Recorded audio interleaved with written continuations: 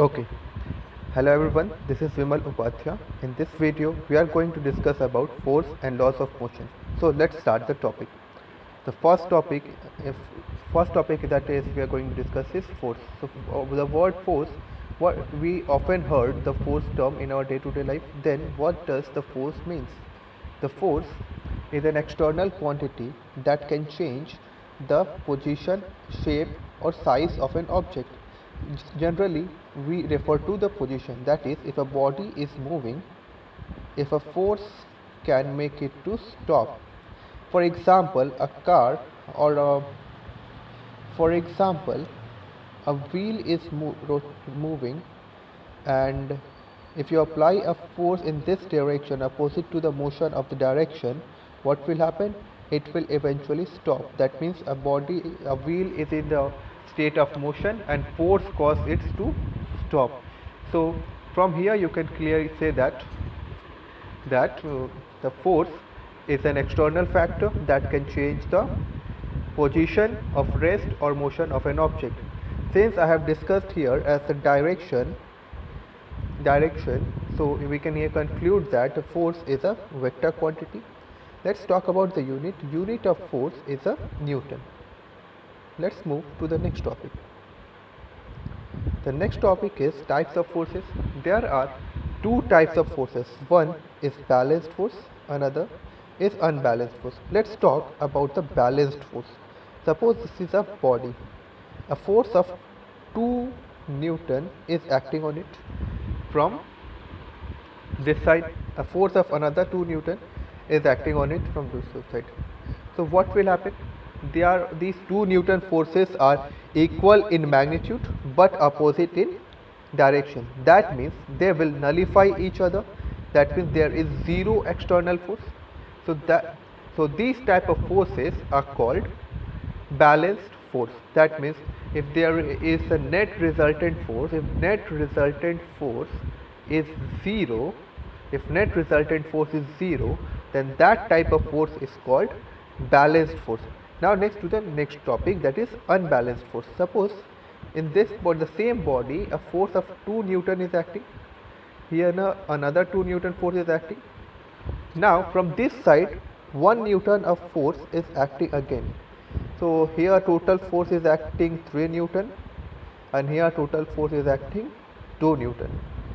So we can say that clearly this 3 is greater than 2. So in net resultant force is 1 Newton is this direction, na?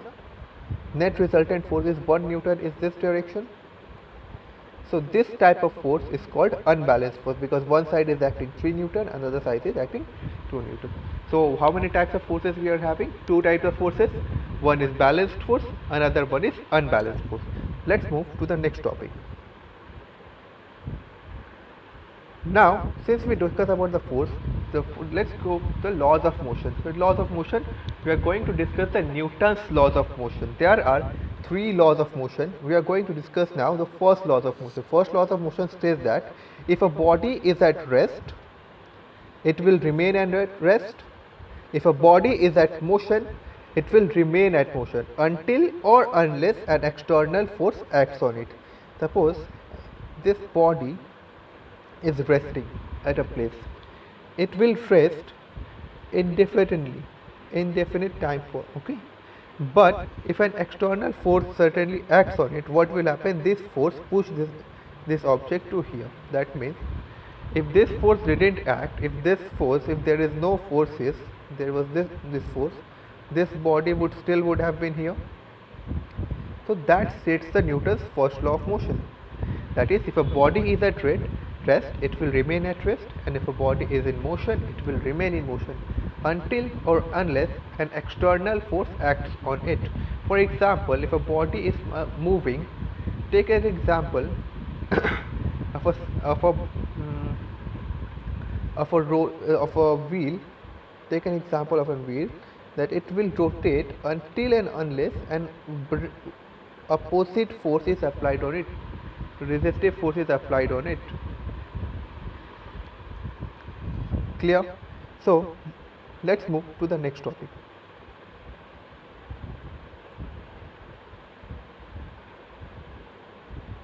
The next topic is inertia.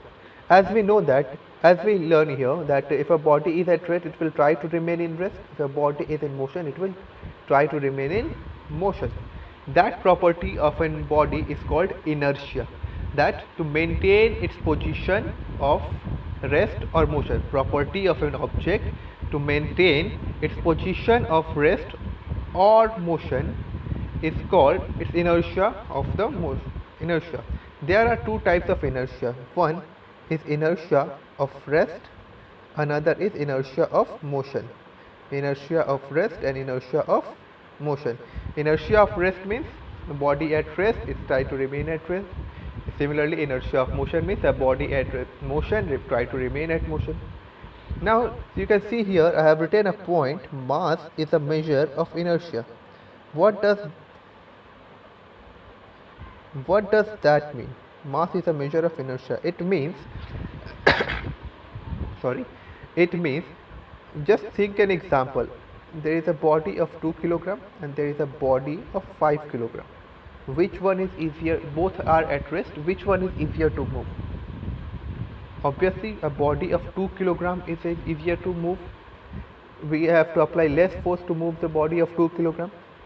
So we can say that mass is a measure of inertia. More the mass, the higher the property of inertia will be.